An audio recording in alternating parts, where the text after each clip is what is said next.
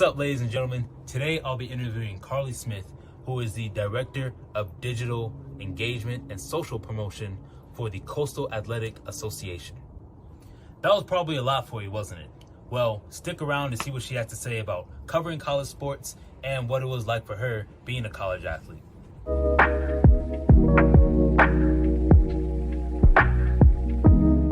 So, Karlie, what really sparked your interest in becoming a freelance sports analyst, reporter, and host?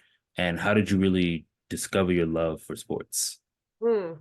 Wow. Well, let's go way back. I mean, I just remember growing up, and as you know, Jalen, like you can just fall in love with sports because you're around it. Like you start off playing something in the backyard, right? And then all of a sudden you're on a team, and then that team turns into, all right, I'm playing for high school and then college. And then, sports can just kind of take off. And that was what happened for me. Like I got a scholarship and I played at East Carolina University. I played softball in college.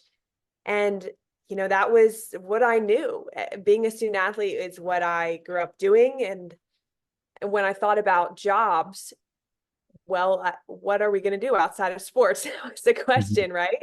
And the availability of kind of having a job that incorporated athletics was just the next step for me. And I remember being in college at ECU, and I would go out to my friends' games. So I would have a friend on the soccer team, on the basketball team, and the baseball team, and I'd just go out to their games, and I'd stand there and I'd pretend like I was like reporting, just completely, faking it. But I would interview my friends, post-game interviews, stuff like that, and just thought, hey, why not? Why not do this? And whether I'm getting paid for it or not, just give it a shot.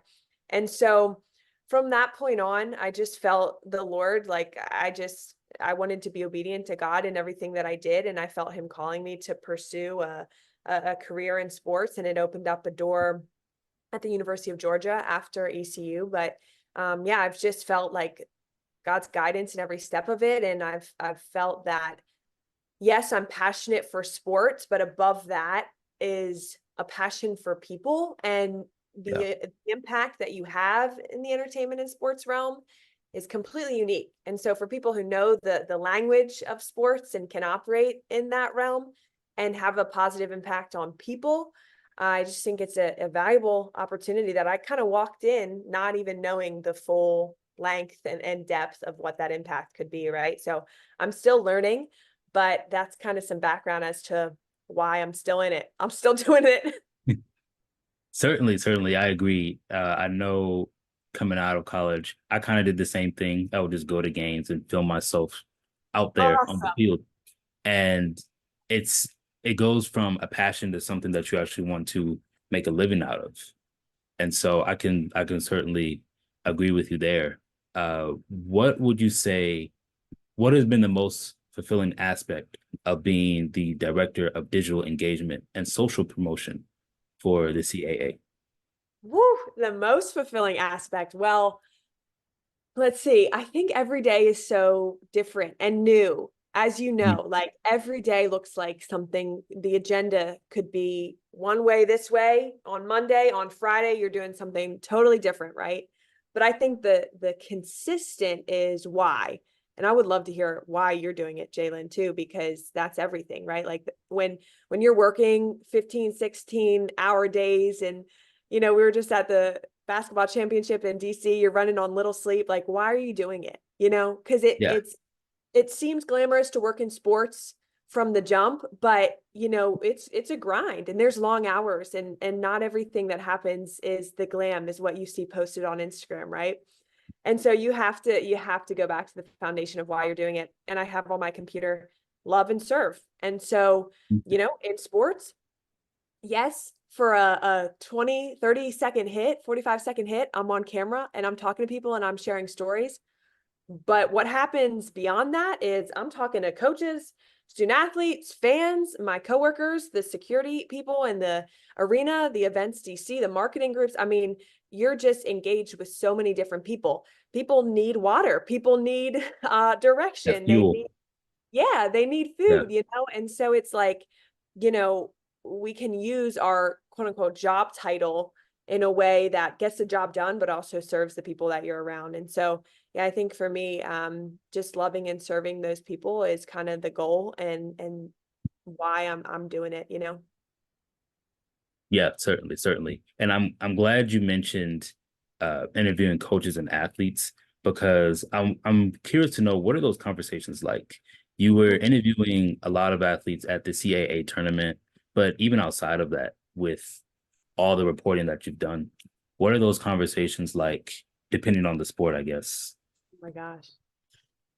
Ooh, again, I wish we could just like there's one way I could describe all of it because it's so different. You know, there's so many different personalities, so many different coaches. To be honest, I just think like it's an honor for me to be able to listen and get an inside, kind of be in the know of what happens on these teams Hmm. because all these coaches, they have devoted their lives, they've sacrificed so much to coach the game and to like literally lead a group of men or a group of women because they're mentors, you know, they're like a set of parents to these kids. I mean, the coaches just do so much more than wins and losses, right? And so Yeah.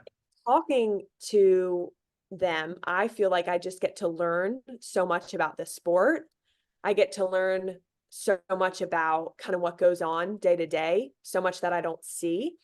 And I feel like I just the coaches that and the people that I've been around in sports, I like get fed. Like my soul gets fed talking to them or vice versa. I try just to pour into them as much as possible when I feel led to do that.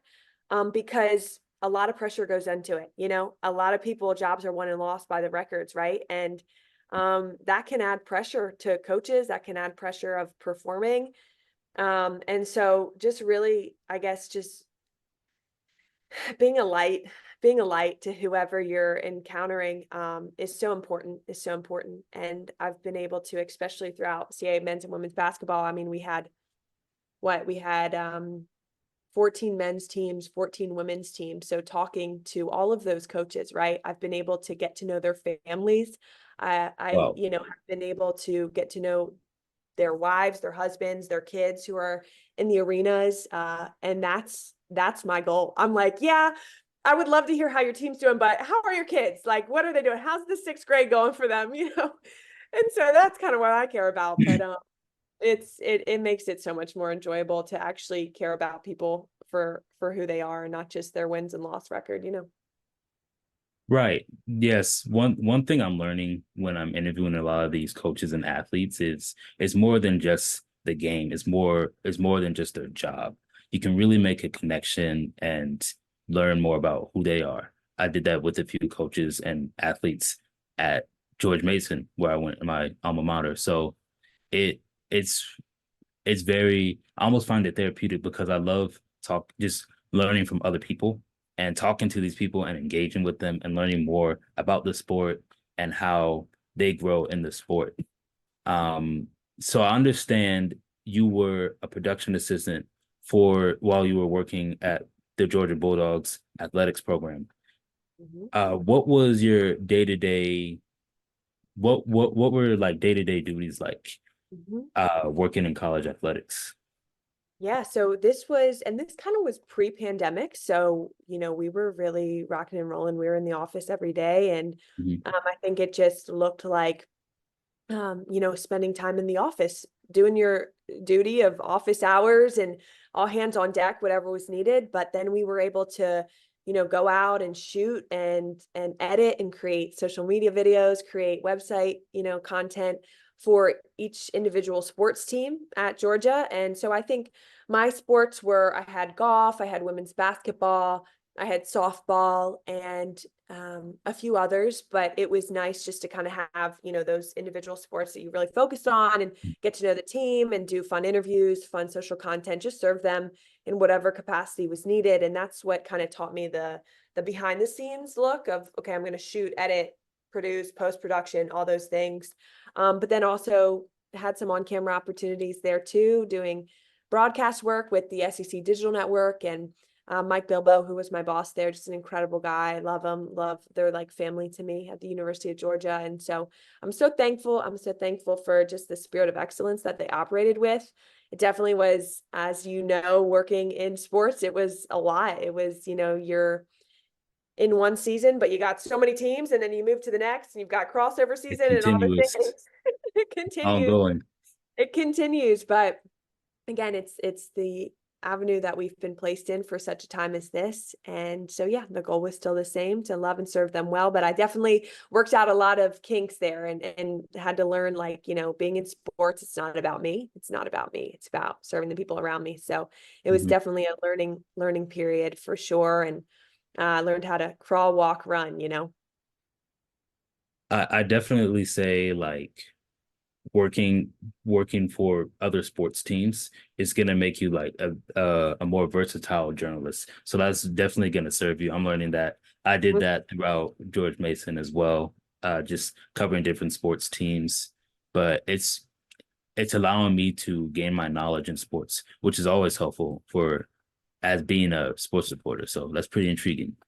Yeah. So Karlie, I was very interested to learn more about what a freelance operations Yeah. manager does, in addition to how you landed the job and with the NFL at Fox, I believe. Yes, sir. Yes, sir.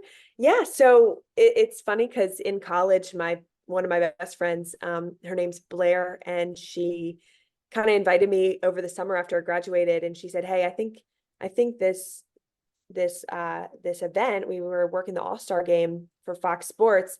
They need people. They need extra runners, and so a runner is just someone who runs errands pretty much, it's just Yep. boots on the ground. And you're running, to the store, you're running to get food, you're running to fill up coolers, you're running to make sure that everything kind of at the foundational level is set in stone and working properly. And so she invited me, and I was like, yeah, cool, thanks, Blair, let's go work an event. And I remember was humbled very quickly because I had worn, like, I tried to dress a little cute, like first day on Mhm. the job. Oh, I had terrible blisters. I was like, no, you are in athletic gear wearing sneakers the next day, because I mean, you are running around like doing dirty work, It's a just like, habit to just yeah, dress up for those things. It's a habit. right, right. And you don't need to look cute if you're like filling coolers and, like, cleaning, right? And so that was like my introduction to it. And yeah, just learned like kind of what goes on when you put on an event, right? And for people who are watching it on TV, you know, so much happens like that goes unseen behind the scenes, like from the details of it, just the operational stance. So I got to learn kind of right out of college, and continue to freelance as being a runner, as a travel runner for different events with Fox Sports. And then during Mhm. the pandemic, actually, they needed COVID operations managers. So people who would go and be an ops manager, but also have the component of testing and making sure people were safe, and there were, different boundaries and things set in place and established for everybody's overall health and well-being. So the show could go on, right? And so during that time period, I felt like the Lord had asked me to go and do that job, and I wanted to be obedient to him and follow him. And um, it kind of did take me away from like the reporting aspect, but I was still in sports, and I was learning about all of it. I was learning what game day looked like, setup looked like, Right. parking, Yep. uh, escape routes. I mean, credentials, all the things. Um, I was learning what it looked like to set up a like in the loading dock, a set, for your crew, to make sure they're fed and make sure the cameramen have their water and all the things. So that was a wonderful season. The crews that I was a part of, they're family to me. I mean, Fox Sports is a family, and I am so forever grateful to just know them and to be a part of that family. But I remember while I was there, I remember praying like, Lord, if you do want me to be on camera, can you create an opportunity for that to happen, to be a Mhm. reporter? And that was week 1 of the NFL season. And so by week 7, I was on a flight to Richmond, Virginia to start this role as a reporter. And so things can move quick, things can move quick. But all of that experience, it just taught me how to serve.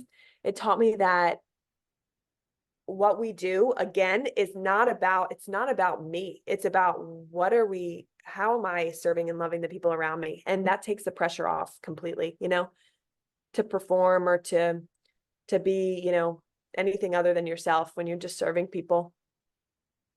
Amen to that. There you go. Mhm. Yep. Um, so with all these accomplishments, if I were just to list them all and just emphasize all these big things, all these big names that you've interviewed and things like that, what would really be transpiring through your mind Mm, through for from your based off of your journey towards mm, when you started and coming out of college up till now in the CAA? mm. Yeah, I'll point out two things that just came to mind real quick. One, I remember I was a travel runner with Fox Sports um for the Super Bowl in, I believe it was 2019 in Miami. And the game had just ended and it had been a long, long, long journey, right, to get to that moment. Mhm. The confetti's falling down and people are hugging and celebrating, and I'm just like in it. And I just remember thinking like, all of this is not fully satisfying. Like being at the top of the mountain or being at the Super Bowl of Super Bowls or being in this, I made it moment. It's not it for me. It's not it. Like it didn't fully satisfy me. Um, and I kind of had to wrestle with that, like, what is that? Like I thought it would be so like, this is a great moment, like we've made it. We've worked Super Bowls, we've worked, postseasons, World Series, all these things that you kind of like want to climb towards. And I've been there and I'm like, that's not doing it for me. And I really, in those moments, just to be honest with you, I was like, oh, like Jesus, you're everything. He's everything to me. And so whether I'm like interviewing somebody or whether I'm in an arena or whether I'm on my couch, Mhm. in prayer and worship, like I have what satisfies my soul in every single one of those arenas at all the time, which is Jesus. And so, being in those interviews and just doing a bunch of different things, it's always like, I know where my full satisfaction comes from. So that stuff to me is abundance. It's all overflow. And yeah, so I think just, when reflecting on the opportunities, I'm just grateful. I'm grateful that I have had moments to interact with people, to share the love of Christ with other people.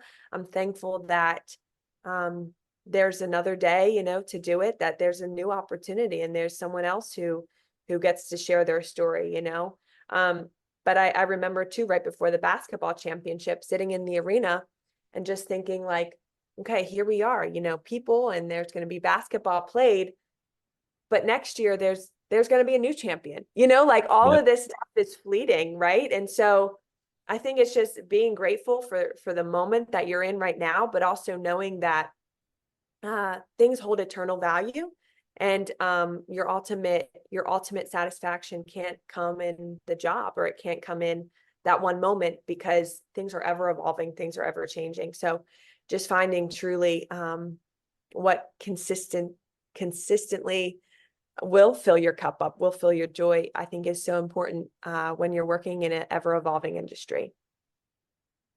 Yeah, I agree. Gratitude is definitely it's going to take you a long way in this industry, and not just in sports news, but just news overall. It's Yeah. just everything is ongoing. When I go to work, I feel like, oh my goodness, there's always something going on. Because when I'm Yeah. listening to these scanners, I'm just like, this is what goes on in this city. So Woo. it just makes me think that like there's always a story to be told, just like you said. So and speaking of news itself, with all of these social media influencers that profit off of sports content and and all these social media platforms, what direction do you see sports journalism heading towards within the next 5 years? Whoa. Whoa, Jalen. Was that too Okay. heavy noted? No, I just don't know. I don't know if I have the answer to that. I feel like, and I feel like I can sometimes go against the tide of things, like everything's like push on social media, promote, like get famous, do all the things. I'm like, listen, I'm trying to put my phone away. Like I don't want to Yeah. be on my phone as much anymore. Um, but I think because of social media, it's created this opportunity to just enlarge your tent, right? Like expand influence. And that can be a really good thing. It can also not be a really good thing, but it can be really beneficial. And so I just see a lot of people benefiting and having opportunities that they might have not otherwise had because of the ability to make money from, or have an opportunity, or have a job from social media. And so I think, Creativity. now, yeah, absolutely, I think now anyone truly can be like a reporter, because you are just like getting on and talking to people. And I mean, hey, that's cool, that's great too. And so I think just being flexible, and in the world we live in, like, if that's the way it's rocking, then yeah, I'll see you on social media, and I think the Lord will provide in those ways too. But I do personally, I have to be careful again of, why am I doing it? Why am I posting things? Why am I, like, what's my intent behind it? And also just monitoring how much time I actually spend on social media, because it can get you into comparing, it can get you trapped into this Yes. endless hole Comparing. of like, Yes. oh, they've got it going on and I'm over here in sweatpants on my couch, not working. You know what I mean? So like, you have to be careful. You have to be disciplined in it, and aware of like, okay, I have boundaries on this, but I think it can be used for good as well. I mean, like, for example, we can stay in touch because of social media, and so I think it opens up a lot of avenues to be connected in a way. I just think it can't replace actual, genuine, like intimate connection with people in your community who you're around. But I mean, what do I know? At the end of the day, I'm learning right along. I'm like, oh my gosh, what is Threads? What is this new thing that's coming? Yeah. So God bless social media. Thank God for it, but definitely within boundaries, healthy boundaries. Right. And social media is very bittersweet. That's what I'm learning. I'm learning very fast when I'm Mm, working with all these reporters and things like that. You have to be careful about what you put out there, but sure. it's also going to really help you and your business Yeah. and really transform as any kind of journalist, Right. honestly. Right. So, and Threads. I really like how you touched on the comparison part, because I'm noticing a lot of these younger influencers. I'm saying that like I'm not in that category, but Me so. a lot of influencers sort of see it as a competition, but I have to remind myself to see this as like your own path. Like you have to focus on your path, though they may seem to be doing better off than you, better off. Mhm. It's always it's more just like it's a separate thing. Totally. They probably have different aspirations or goals as a Yep. whole than you do. Yes. So I feel like, to this day I still say that it's toxic, but it's still very helpful. Yeah. Um, but Stay in one your last lane. thing. Gotta stay in Oh, your lane. Stay for in your lane. sure, for sure, for sure. And that's gonna keep you from from Mhm. the comparisons and things like that. Um, Good. but with that being said, as when I talk about these young influencers and things like that, what do you think what would a younger Karlie Smith want to know from the current Karlie Smith? Mm, dang. Oh my gosh. Uh, um, hmm. Okay. Honest answer. I remember being little, being younger, and just wanting to please people, wanting to be perfect, wanting to really Mhm. perform at a level. And I remember that carried over into college, where I would have like almost this anxiousness before games and stuff like that, because I wanted to perform, I wanted to do well. And I feel like if I was looking back now, I would tell Karlie, like, you're free from that. Like, you're Yeah, free from that. Like, you are free to run your own race. You're free to not look to the left, not to the look to the right, but look to the joy set before you. Look to what the Lord has ordained for your life, and your life in unity with others, and that it's not always about how well you perform, because I believe what is for you, but at the end of the day, it's about how you love and serve people. And so I keep saying that, but I truly do mean that. And so I think I would tell a younger self, or a younger person who is maybe entering into working in the sports and entertainment realm, that the pressure is off. The pressure is off. Truly, you can be yourself. You can smile, you can enjoy it. You can fail. You can fail. The You can be greatest imperfect. teacher, Yes, you failure. can be perfect. Yes.